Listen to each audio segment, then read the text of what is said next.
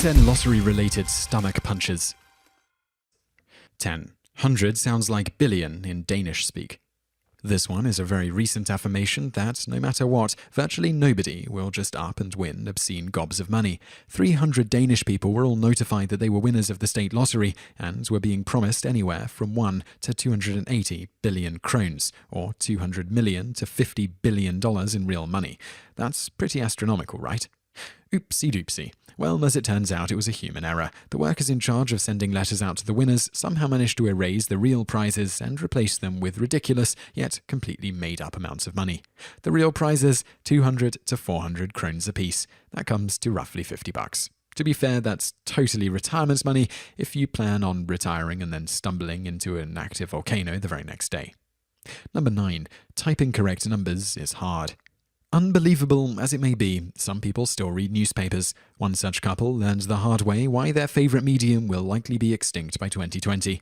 Back in the summer of 2011, they woke up to find that the numbers reported in their local paper matched their ticket exactly. They had just won $4 million. Oopsie doopsie, they were just about to go get their dreams brutally crushed. As it turns out, the numbers were wrong. They had matched the numbers with another game's drawing from the day before, a game which, naturally, they did not play. That's like showing up the day after the Super Bowl, going to a nearby high school football field, and being amazed at the awesome front row seats you just scored for the big game. Number 8. Most people go with Visa. Just not you. Not every lottery promises bajillions of dollars. Every year, the US government randomly draws 50,000 or so names from a list of over 15 million applicants, and those people are awarded immigrant visas, allowing them to live and work in the United States totally legally.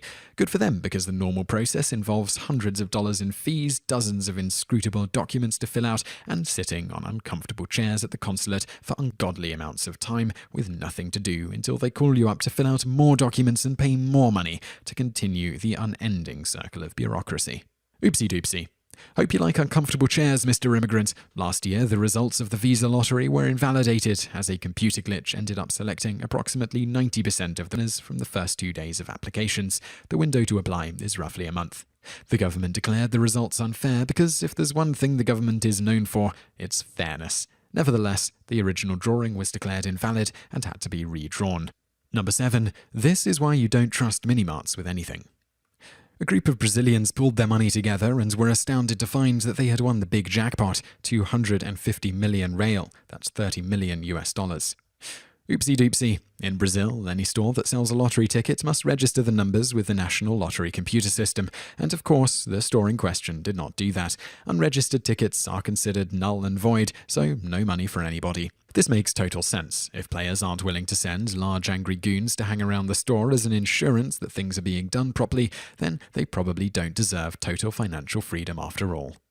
Number 6. Don't let your babies grow up to watch cowboys. Occasionally, the lottery will hold a second chance drawing, where players can mail in their losing tickets for a chance to win something cool. In this case, Delvin Delamar thought he'd won a day with the Dallas Cowboys owner Jerry Jones, draft day, no less, and Cowboys season tickets. Never mind that these were tickets for the 2011 series, where the boys stumbled into a thrilling 8-8 record, and not the early 90s, when they were awesome and regularly won the Super Bowls. Free season tickets are always a good deal. Oopsie doopsie. Except when you don't actually win them. Despite a letter on official lottery letterhead that said he'd won, it turns out it was a mistake. When the monkeys in the office were typing up congratulatory letters, someone did a careless copy and paste that sent the "You won season tickets" text from the actual winner's letter to Delamar's letter. But the tickets were never intended for him, just the draft day hangout, and presumably access to any and all booze that Jerry Jones had ordered for the night. To be fair, lottery owned up to their error. Kind of. Saying, "I hope Delamar understands that people do make mistakes, and we stepped up to the plate when we made ours. We do pride ourselves in the integrity and security of our games and what we do here." In other words, they're super sorry about being a bunch of Mr. Bungles. They still won't give Delamar any tickets, but please know, they just feel awful about this. Number 5. Don't judge a $1 million winner by its cover. Thomas Nofdahl was scratching his tickets on New Year's Eve, presumably because nobody wanted to drink with him, but it all became worth it when one of his tickets revealed a $135,000 jackpot. Clear as day, right? Match the fruit numbers, whatever, win money. No way reality could screw with this one, right? Oopsie doopsie. Why, of course it could, and in the cheapest possible way. The Ontario Lottery Commission claimed that the tickets were misprinted and that the symbols shown did not align with the actual symbols printed underneath, the ones that the computers actually recognize, the ones that the players cannot see, naturally. So even though the lottery dropped the ball here and sent out faulty tickets, no money was rewarded because they're a big company, so they don't need to be punished for their mistakes. Unlike all the other stories, though, Mr. Noftel didn't just stew in his own god-awful luck. He raised enough of a stink that the OLC agreed to pay him an undisclosed amount of money as long as he would admit that his ticket was not a winner, because they're a big company and mysteriously paying out a bit of dough is okay as long as they get to be right. Number 4. I defeated Bowser. Yes, yes, yes!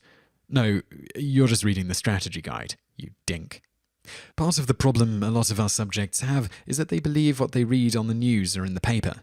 The only true blue 100% way to verify that your ticket is correct is to bring it to the Lottery Commission itself.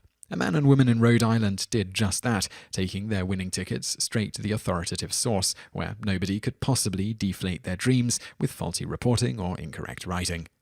Oopsie doopsie.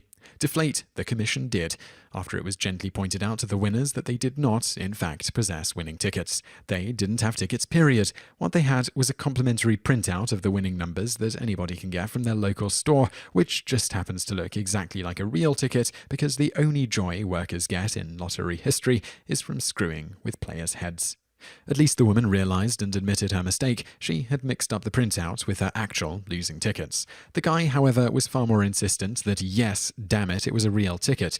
The guy had purchased it and everything, and he wanted his damn money. For his troubles, he was arrested, charged with fraud, and if he was convicted, faced up to 10 years in prison. Chutzpah is all well and good, but sometimes it's just better to accept your utter failure in life and move on. Number 3. Rich Uncle Moneybags.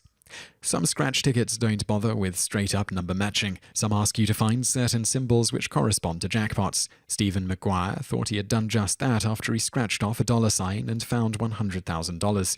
Time to jump for joy, call the relatives, and then run up to the commission and claim your prize. Right? Oopsie doopsie.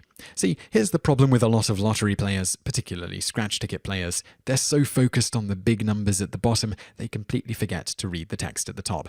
You know, the instructions. If Mr. McGuire had read them, he would have realized that a standalone $sign means absolutely nothing. The only picture that mattered was a bag of money, which he had also scratched off, so he won that prize, $10. Break out the party hats. Amazingly enough, not one of the people he showed the ticket to bothered to read the instructions. They were all too excited over seeing the damn big number at the bottom. As one guy put it, I looked at it and saw a $sign and saw a $sign in the bag. I took it as if you see a $sign, you get a bag of money. Yes, because that's how the lottery works. They give you a big old bag with a $sign on it and just fill it with money. No way that could ever attract trouble. Number 2, and change the combination on my luggage. Number combos like 1, 2, 3, 4, 5 are incredibly popular even though you're not supposed to play them. They're too obvious. The consecutive order makes them almost impossible to be randomly drawn, and even if they do get drawn, countless players choose those numbers every day, so you'd be sharing your fortune with an entire stadium full of winners. This did not stop one New Jersey woman from leaping for joy when she found her Mega Millions ticket correctly matched 1, 2, 3, 4, 5 with the winning draw.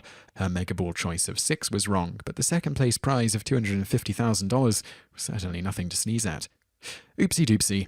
The stomach punch here isn't because several thousand other unoriginal sheep played 1, 2, 3, 4, 5 and whittled down her share to nothing. Nope, it's just that the news station that reported the winning numbers got them wrong twice in one broadcast. Great quality control there, guys. The mistake was so blatant, and let's face it, stupid, that the woman felt the need to sue the news station for false advertising. Her lawsuit, by the way, describes the acts of showing wrong digits more than once as atrocious and utterly intolerable in a civilized community, and that the station went beyond all possible bounds of decency. Somehow, it's not all that shocking that somebody who considers playing 1, 2, 3, 4, 5 a great and unique strategy views the lottery as life and death melodrama. Number 1. A week late, $1 million short. November the 19th was the greatest day for Bernard McHugh's life. After 77 years of largely pointless breathing, he had struck gold with a winning lottery ticket. There were 4 unclaimed prizes out there, and it appeared that Bernard had one of them. All he had to do was sign the ticket and mail it to the lottery, and £1 million would be coming his way. Oopsie doopsie, McHugh's ticket was indeed for the 19th. However, as it turns out, his winning numbers were drawn a week before, and those numbers were tied to the unclaimed money, not his. In short, week 1 has a drawing with a bunch of winners. This guy plays week 1's numbers in week 2, gets confused, and believes he won week 2, even though week 2's winning numbers were totally different from both week 1's and McHugh's numbers, which were the same thing, only a week apart. Cross-eyed yet? Just remind yourself this poor old man is still poor, and it all makes. If you enjoyed this video, be sure to subscribe to our channel by clicking the subscribe button in the top right. Our channel has loads of other awesome videos just like this.